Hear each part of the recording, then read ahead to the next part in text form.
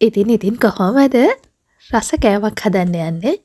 ඉතින් ඉක්මනට අපි යමු රෙසිපි එකට. උණු වතුර කෝප්ප කාලක් මද රස්නේ වතුර ගන්න. මද රස්නේ වතුර කියන්නේ පොඩි ළමයෙකුට බොන්න පුළුවන් ප්‍රමාණයේ වතුර අරගෙන සීනි පුරවලා තේ හැඳි 3යි ඊස්ට් වලින් කපලා තේ හැඳි 2යි එකතු කරගන්න. ඉතින් මේ දෙක හොඳට කවලම් කරගෙන විනාඩි 10ක් විතර ඊස්ට් එක ඇක්ටිව් වෙන්නට දෙන්න. මේක ඩිරෙක්ට් පාන් පිටියකට එකතු කරන්නත් පුළුවන්. එහෙම එකතු කරාම ඊස්ට් එක පරණ වෙලා නම් අපිට දැනගන්න විදියක් නැහැ. මේ විදියට එකතු කරද්දී ඇක්ටිව් වෙලා තියෙන හින්දා අපිට ඊස්ට් එක හොඳ තත්ත්වයේ තියෙනවා කියලා අපිට චෙක් කරගන්නත් පුළුවන්. ඊට පස්සේ අපි පාන් පිටි ග්‍රෑම් 300ක් තමයි අරගත්තේ. ඒකට මෙන්න මේ විදියට අපි එකතු කර ගන්නවා ඊස්ට් ටික. එකතු කරලා ඒකට ලුණු වලින් තේ හැන්දක් එකතු කර ගන්නවා. ඒකටම බටර් වලින් තේ හැඳි එකතු කරන්න. බටර් නැත්තම් ඔයා පොල් තෙල් එකතු කරගන්න. එකතු කරලා මේකට බිත්තරයකුත් එකතු කරගන්න. ඊට පස්සේ මේක හොඳට අනා ගන්න. ඉතින් මෙන්න මේ විදිහට ටිකක් හොඳට කවලම් කරගත්තට පස්සේ අපි මේකට එකතු කරගන්නවා ෆ්‍රෙෂ් මිල්ක්. ෆ්‍රෙෂ් මිල්ක් කරගත්තේ මිලිලීටර් 120යි 140යි අතර ප්‍රමාණයක් අරගන්න. ඒත් එකවර ඔක්කොම එකතු කරන්නට යන්න එපා. ටික ටික එකතු කරලා මෙන්න මේ විදියට හොඳට කවලම් කරගන්න. ඉතින් එහෙම කවලම් කරගෙන මේක අතේ යන්තම් ඇලෙන මට්ටමකට ආවට පස්සේ අපි කිරි එකතු කරන මට්ටම ප්‍රමාණවත් වෙනවා. ඊට පස්සේ එකතු කරන එක නතර කරලා ඔයාට මේක හොඳට මික්ස් කරගන්නට පුළුවන්. මේක සාමාන්‍ය බනිස් එකක් පාන් එකක් හදනවා වගේ අතින් හොඳට ලොකු වෙලාවක් මික්ස් කරගෙන යන්න අවශ්‍ය නැහැ. සාමාන්‍යයෙන් ටික වෙලාවක් රොටි අනනවට වඩා චූටි වෙලාවක් මික්ස් කරගත්තාම ප්‍රමාණවත්. එහෙම ටික වෙලාවක් මික්ස් කරගත්තට පස්සේ අපිට මෙන්න මේ වගේ ඊටාත්ම සොෆ්ට් ඩෝ එකක් හම්බෙනවා. ඉතින් අතේ ගොඩාක් ඇලෙන හින්දා මම තව පිටි චුට්ටක් එකතු කරගන්නවා. ඊට පස්සේ ඒ ටිකක් ටට්ටක් ගහලා වෙන්න මේ විදියට ඉක්මනට හොඳට කවලම් කරගෙන මෙන්න මේ වගේ ඩෝ එක හදා ගන්නවා. ඉතින් ඔයාලට පේනවා මේක නීට් කරේ නෑ කියලා. පෙනුමින් ඔයාට පෙනෙන්නට තියෙනවා. ඉතින් මේක උඩට පොල් තෙල් මේස හැන්දක් විතර එකතු කරලා ඒක පොඩ්ඩක් හොඳට වටේ තවරගෙන මේක පැයක් විතර පිපෙන්නට තියෙනවා. ඩබල් සයිස් වෙනකම් පිපෙන්නට තියන්න. මම ඉන්නේ නම් ගොඩාක් ශීත පරිසරයකට හරි අමාරුයි මේක ඩබල් සයිස් කරගන්න. මම oven එකේ ලයිට් එක දාලා තමයි තියන්නේ. ඉතින් මේ විදිහට මම මේක ඩබල් සයිස් වෙන අතරතුරේ පිරවුම හදාගන්න යන්නේ. මම හදන්නේ බොහොම සාමාන්‍ය පිරවුමක්. මේක නිකන් මාළු බනිස් එකක් කියලා කියන්නත් පුළුවන්.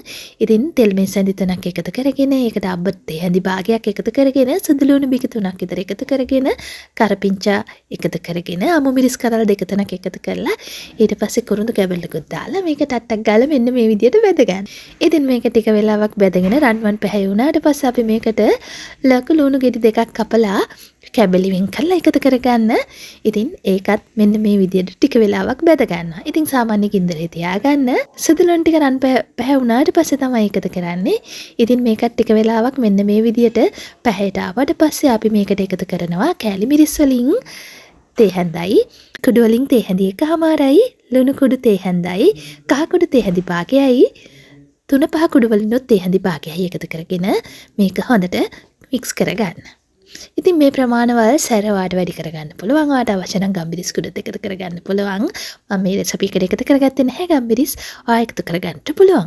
ඉතින් මේ විදියට ලුණු ටික හොඳට ටික වෙලාවක් මෙහෙම ටෙම්පරාදු වුණාට පස්සේ අලගිරි 3ක් සාමාන්‍ය ටිකක් ලොකු අලගිරි 3ක් මෙන්න මේ විදියට තම්බලා පොඩි කරගන්න. ඉතින් අල තම්බද්ද වාට ලුණු ටිකක් එකතු කරලා ඒ වගේම කහ චුට්ටකුත් එකතු කරලා තම්බ ගන්න. අල තම්බද්දි බාගෙට තම්බන්න එපා. හොඳට පොඩි කරන්න පුළුවන් විදියට තම්බ ගන්න. ගොඩාක් කෑලි තියෙන්න මේක පොඩි කරගන්න එපා.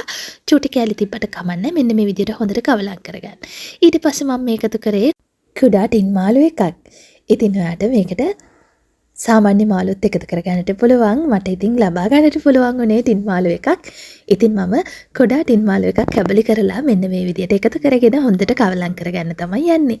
ඉතින් ඔයාලට මේක බිත්තර වනිස් එකක් වගේ හදාගන්නත් පුළුවන් බිත්තර එකතු කරලා.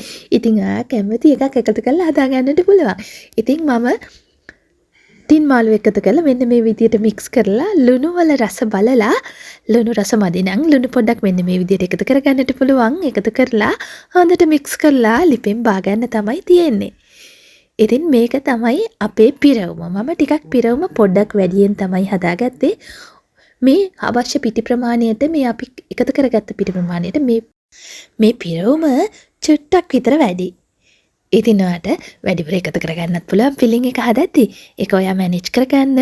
ඊට පස්සේ පැයකට පස්සේ මේ පිටි එක අරගෙන මෙන්න මේ විදියට ඔබල බැලුවාම ඇතුලේ තියෙන වායු බුබුලු ටික අයින් කරලා අපි නැවතත් මෙන්න මේ විදියට චුට්ටක් මික්ස් කරලා මේක කැබලි කරගන්නට තමයි අවශ්‍ය. ඉතින් ඔයාට අවශ්‍ය විදියට කැබලි කරගන්න පුළුවන්. නීට් කරේ කියලා නෑ. දැන් හොඳට නීට් කරා වගේම මේක පිපුණාම එනවා. ඊට පස්සේ ආට කරන්න තියෙන්නේ මේක මෙන්න මේ විදියට කැබලි කරගන්න. මෙන්න මේ විදියට. ඉතින් කැබලි කරගෙන එක කැබල්ලක් අරගෙන පිටි චුට්ටක් දාලා පිටි චුට්ට උඩින් මෙන්න මේ විදියට චුට්ටක් කවලම් කරගෙන ඊට පස්සේ මේක පැතලි කරගන්න. මේක සාමාන්‍ය විදියට රොටි පැතලි කරනවා වගේ ඔයා පැතලි කරගන්න. දෙපැත්ත හරවලා ඊට පස්සේ මේක මැදට ආට අවශ්‍ය පිරවුම ප්‍රමාණයට තියාගන්න. ඉතින් පිරවුම ගොඩක් තිබ්බ කියලා ප්‍රශ්නකුත් නැහැ. මේක හොඳට ඇදෙන ඩෝ එකක් නිසා. මමත් ගොඩක් පාන් පිටි ප්‍රමාණය අඩුවෙන් එන විදියට ෆිලිං එක වැඩියෙන් එන විදියට තමයි මේක අරගන්නේ. ඉතින් මෙන්න මේ විදියට පිරවුම තියලා දෙපැත්තෙන් මෙන්න මේ විදියට ඇදලා මැදට අරගෙන වටේත් ඒ විදියටම හදාගන්න. ඒ කියන්නේ අනිත් දෙපැත්තත් ඒ විදියටම හදාගන්න. අනිවාර්යෙන් ඔයා බේකරි වැඩ කරනවා නම් බේක් කරන බනිස් වගේව හදනවා නම් අනිවාර්යෙන් මෙන්න මේ විදියට කෙලවරවල් සීල් කරගන්න. මොකද මේක හරියට සීල් වුණේ නැත්නම් මේක බේක් වෙදී දිගෑරෙනවා. මේක නම් දිගෑරෙන්න තියෙන සම්භාවිතාව හරිම අඩුයි. මොකද මම මේක තියන්නේ වාජනේ අනිත් පැත්තට නිසා. මේ පැත්ත තමයි මම උඩට එන්න හදාගන්නේ. ඉතින් මෙන්න මේ විදිහ පොඩ්ඩක් දිගටි හැඩයකට තමයි අපි මේක හදාගන්නට ඕන. ඉතින් දිගටි හැඩයකට හදාගෙන මේක මම මේ විදියට සියලුම පිටි බෝල ටිකෙන් හදාගන්නවා. මොකද මම මේක කොටස් 8කටනේ කපා ගත්තේ. ඉතින් ටටක් ගාලා සියලුම බෝල ටිකෙන් මේ විදියට හදාගෙන මේක අනිවාර්යෙන් ඔයා විනාඩි 20ක් විතර වහලා තියෙන්නට දෙන්න. පොඩි රෙදි කැපැල්ලකින් පිරිසුදු රෙදි කැපැල්ලකින් වහලා තියන්න. ඒ කොටස වීඩියෝ එකේ නැහැ. දැන් මේක පිපිලා තියෙන්නේ. ඊට පස්සේ මේක මෙන්න මේ විදිහට ට්‍රේ එකට දාලා බේකින් චීට් දාලා තමයි මම දාලා තියෙන්නේ. මෙන්න මේ විදිහට චුට්ටක් ගැප්ස් තිය දාලා පොඩි ප්‍රමාණයේ බිත්තර කහ මද වලට කිරි ටිකක් දාලා තවරන. ඉතින් ඊළඟ එක හදන්න මගේ ළඟ ඒ වගේ ට්‍රේ එකක් නැහැ. ඒ වගේම ඔයාට එහෙම ට්‍රේ එකක් නැත්නම් මෙන්න මේ විදියනොත් හදාගන්නට පුළුවන්. ඉතින් මේ වෙද්දී අවන් එක හීට් වෙන්න දාලා තියන්න. සෙල්සියස් අංශක 160ට විනාඩි 10ක් හීට් වුණාම ප්‍රමාණවත්. ඉතින් ප්‍රී හීට් වෙච්ච අවන් එකට අපි මේක විනාඩි 25ක් 30ක් අතර ප්‍රමාණය බේක් කරගත්තාම ප්‍රමාණවත් වෙනවා. ඉතින් ඔයාගේ අවන් එක අනුව චුට්ටක් වෙනස් වෙන්න පුළුවන්. අවන් එකෙන් බාද්දී චුට්ටක් බලලා බා ගන්න. තැඹුන්නේ නැහැ වගේ නම් තව විනාඩි 5ක් තියාගන්න. ඊට කලිනුත් චුට්ටක් බලන්න. බලලා තැඹිලා නම් අවන් එකෙන් බා ගන්න. ඉතින් මට විනාඩි 27ක් විතර ගියා. ඊට පස්සේ මම මේ බේක් කරලා ගත්තු ගමම්ම මේක බටර් කැබල්ලකින් තමයි මේ අතොල්ලගෙන යන්නේ. එතකොට මේකේ සොෆ්ට් ගතිය තවත් වැඩි වෙනවා. ඉතින් මෙන්න මේ විදියට තවරලා ඊට පස්සේ අපේ අනිත් කැබල්ලෙත් මේ විදියටම තවරගෙන ඔයාට ඉතින් එවලම ආහාරයට ගන්නත් පුළුවන්. නැත්තම් පස්සේ හෙට උදේ වගේ ගන්නත් පුළුවන්. මම රෑ තමයි මේක බේක් කරේ. ඉතින් ලන්ච් බොක්ස් වලට සහ මුතේ ගෙදර අප් වෙලාවට වුණත් හරිම රසට ගන්න පුළුවන් රෙසිපි එකක්. මේ බලන්න පුළුන් වගේ ගැලවෙන ලස්සන. පුළුන් ගොඩක් වගේ මේ බනිස් එක ගොඩාක් වෙලා නීට් කරේ නෑ කියලා අඩුවක් නෑ. හරිම රසයි. ඔයාටත් බනිස් හදන්න අමාරුයි කියලා හිතුණා නම් මේ වගේ රෙසිපිස් හදන්න අමාරුයි කියලා හිතුණා නම් බය වෙන්න එපා. try කරලා බලන්න. සුබ දවසක් ගිහිල්ලා එන්න.